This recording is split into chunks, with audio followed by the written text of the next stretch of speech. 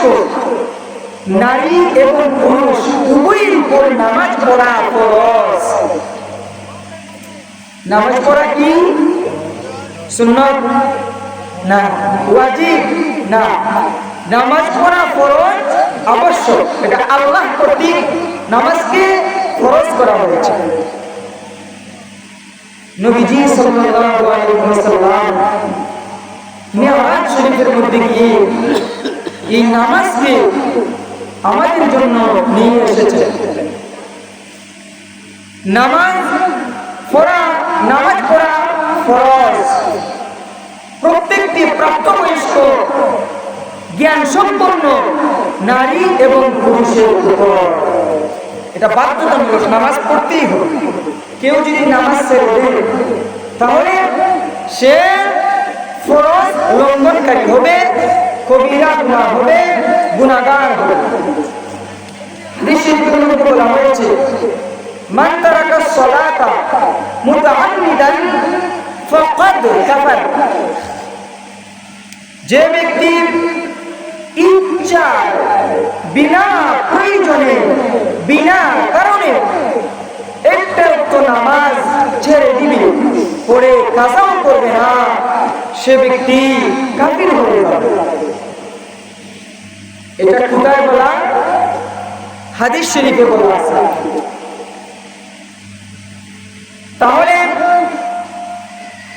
এখন এই হাদিস দ্বারা বোঝা যায় যারা নামাজ পড়ে না তারা কাফের, এটাই তো বোঝা যায় না।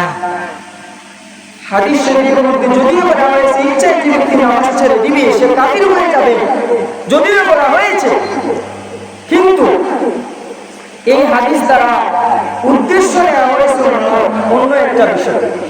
উদ্দেশ্যটা কি? এই হাদিস দ্বারা উদ্দেশ্য হলো বান্দাকে নামাজের ব্যাপারে তাকিদ দেওয়া হয়েছে এবং এটা বোঝানো হয়েছে কেউ যদি নামাজ স্বেচ্ছায় ছেড়ে দেয় তাহলে সে বড় গুনাহগার হবে। কেউ যদি ইচ্ছা করে স্বেচ্ছায় নামাজ ছেড়ে দেয় তাহলে সে বড় গুনাহগার। তাহলে নামাজের বিধানটা হলো নামাজ পড়া প্রত্যেক নারী পুরুষের জন্য ফরজ। কেউ যদি নামাজ ছেড়ে দেয় তাহলে সে বড় গুনাহগার হবে। এই নামাজ এমন একটা ইবাদত যেই ইবাদত অন্যান্য ইবাদতের তুলনায় বড় একটা ইবাদত। ইসলামের ভিত্তি 5টি, ইসলামের মূল বড় বড় রুকুন কয়টা? 5টা রুকুন। খেয়াল করে আল্লাহ রাসূল সাল্লাল্লাহু আলাইহি ওয়াসাল্লাম হাদিসের মধ্যে বলেছেন ইসলামের বড় বড় রুকুন 5টি। একটা হলো কলিমা, 2 নম্বর হলো নামাজ, 3 নম্বর হলো রোজা, 4 নম্বর হলো হজ, 5 নম্বর হলো যাকাত। এই ইসলামের 5টি বড় বড় নির্দিষ্ট রুকুনের মধ্যে থেকে বড় একটি রুকুন হলো নামাজ।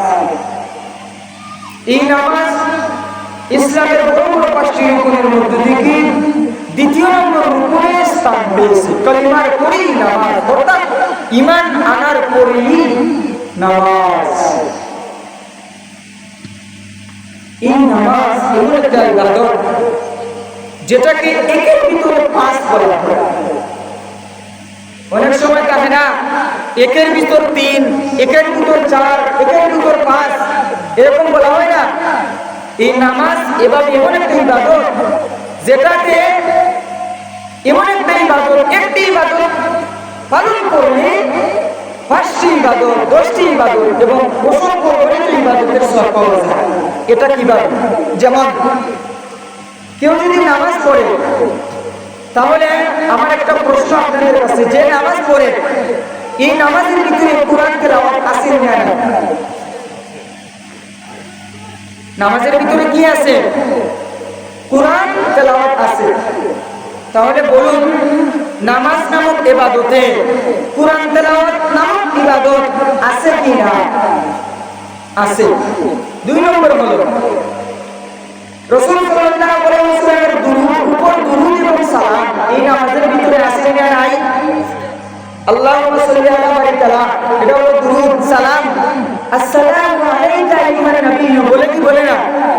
তাহলে বলুন তো দেখি নামাজের ভিতরে দুরূদ এবং সালাম আছে কি না? নামাজের ভিতরে আছে? কয়টা হলো? দুটি। 3 নম্বর হলো, বলুন তো দেখি নামাজের ভিতরে তাসবিহাত জিকির আছে কি নাই?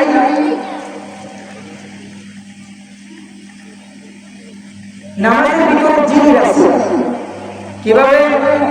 সুবহান রাব্বিয়াল আযীম, সুবহান রাব্বিয়াল আ'লা, সামিআল্লাহু লিমান হামিদা, রব্বানা লাকাল হামদ হামদান কাসীরান তাইয়িবান মুবারাকান ফীহি।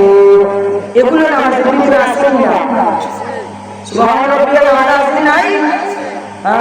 এগুলো হলো জিকির। বলো দেখি নামাজের ভিতরে জিকির আছে না নাই? আর একটু জোরে বলেন, নামাজের ভিতরে জিকির আছে না নাই? আছে।